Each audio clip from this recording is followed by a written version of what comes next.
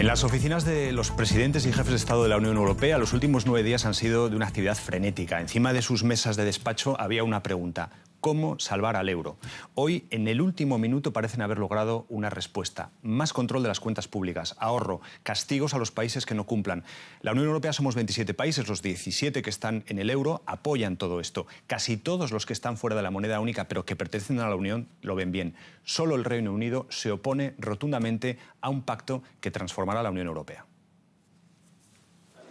Nadie en Bruselas habría imaginado que el presidente croata Ivo Josipović protagonizaría un día una posible transición en la Unión Europea.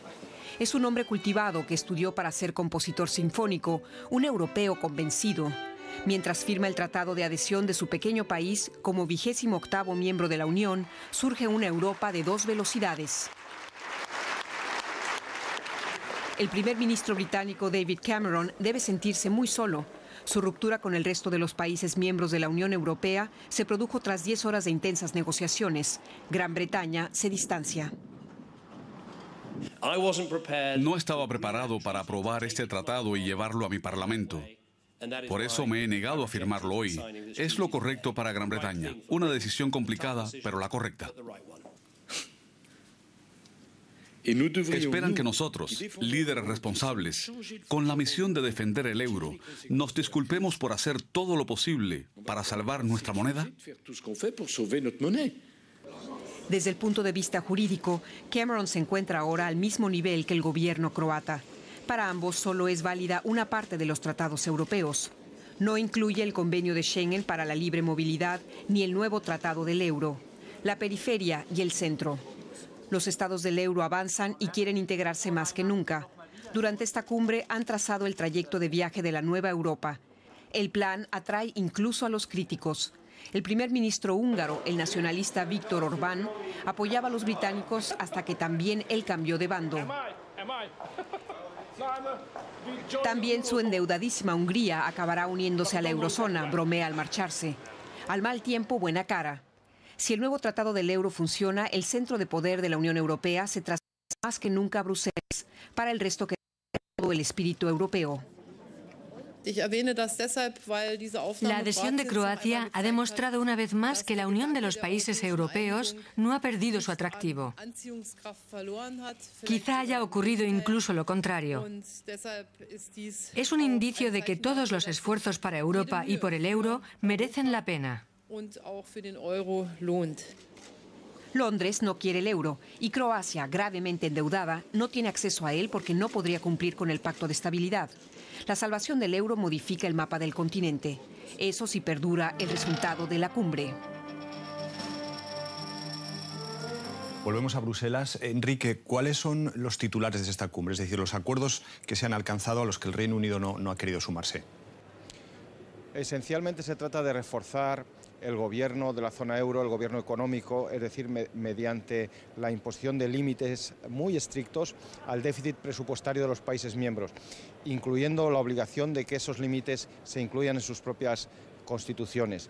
También se establecen sanciones automáticas para aquellos países que los incumplan, esperando que eso no suceda, y las reglas de funcionamiento de los mecanismos de rescate y de apoyo financiero que se están funcionando en estos momentos y que se crearán a más tardar el año que viene con apoyos del Banco Central Europeo y del Fondo Monetario Internacional.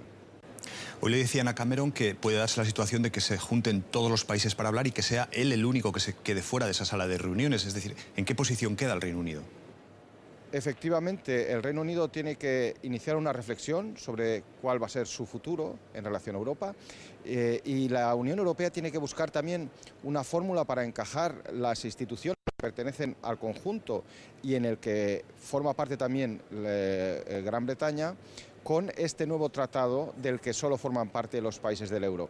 Una vez que todo eso se haya concebido jurídicamente y se le haya dado forma en un nuevo tratado, veremos en qué posición queda definitivamente Gran Bretaña, pero de todos modos eso les obliga a una reflexión, en mi opinión, esencial sobre su posición en Europa y su relación con el mundo.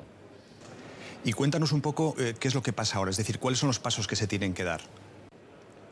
A partir de ahora comienzan las negociaciones para dar forma a lo que hoy no es más que una declaración.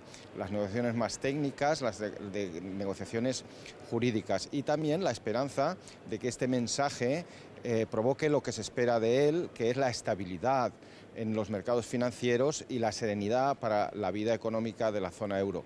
Eso obviamente tampoco lleva consigo el renacer del crecimiento económico en los países donde eso es ahora un problema, pero podría ser un buen primer paso.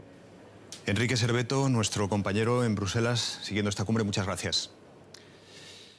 Bueno, pues ya ven que en todo ese camino de los próximos meses pueden surgir problemas, porque hay estados donde los parlamentos, por ejemplo, tienen que aprobar estos acuerdos. Luego, el Reino Unido, ojo, porque queda fuera de este pacto, pero sigue siendo miembro de la Unión Europea. Podría bloquear acuerdos futuros.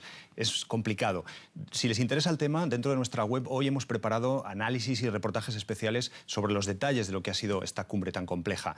Complejo como la propia construcción de la Unión Europea. El dicho, ya lo saben, un paso hacia adelante, dos hacia atrás. Vamos a echar un ojo, un vistazo a lo que han sido estas últimas décadas. Efectuar controles conjuntos del carbón y el acero para que ninguna nación pueda armarse en secreto. Una idea del entonces ministro francés de Exteriores, Robert Schuman. En las negociaciones para constituir la Comunidad Europea del Carbón y del Acero, la CECA, también estuvo Ernst Albrecht, posterior jefe de gobierno de Baja Sajonia. La pregunta decisiva era cómo crear una asociación que impidiera las guerras entre nuestros países. Los miembros de la CECA, Bélgica, Alemania, Francia, Luxemburgo, Italia y los Países Bajos, abren sus fronteras, retiran las aduanas y crean el Tribunal Europeo de Justicia. Los documentos fundacionales son los Tratados de Roma de 1957. En el Capitolio de Roma se vive un momento histórico. Se han sellado las negociaciones para establecer un mercado único, así como la Comunidad Europea de la Energía Atómica. La Europa unida acaba de nacer y con los años se incrementa su número de miembros. Se celebran cumbres regulares y se desarrollan las instituciones europeas. El mercado único se convierte en realidad en 1987. En 1992, los jefes de Estado y de Gobierno se proponen lograr una unión económica y financiera. Firman el Tratado de Maastricht, que sienta las bases para una moneda única. 10 años después, en 2002, llega el euro. Administrar los 20 países miembros se convierte en una tarea compleja. En virtud del Tratado de Niza, se reforman las instituciones europeas y se preparan futuras ampliaciones. 8 estados del antiguo bloque del Este entran en la Unión Europea. El proyecto siguiente es redactar una constitución conjunta. Sin embargo, franceses y holandeses rechazan el texto en referéndum. En su lugar, los actuales 27 países miembros firman en 2007 el Tratado de Lisboa. Es un tratado para el futuro. Hará posible una Europa más eficiente y moderna. Pese a las reformas, las reticencias de algunos países continúan siendo un problema. Antes de llegar a acuerdos, siguen siendo necesarias largas y duras negociaciones. Volviendo un poco al principio de lo que ha sido este tema del día, cuando hablábamos de Croacia, que ha firmado la adhesión en la Unión Europea en 2013, es bueno recordar que Croacia hace 20 años era un país que estaba en guerra y por eso muchos analistas hoy también ponen el acento en ese apartado, que la Unión Europea en el fondo es una historia de conseguir la paz y la estabilidad. Veremos qué es lo que pasa. Muchas gracias por estar ahí. Un saludo.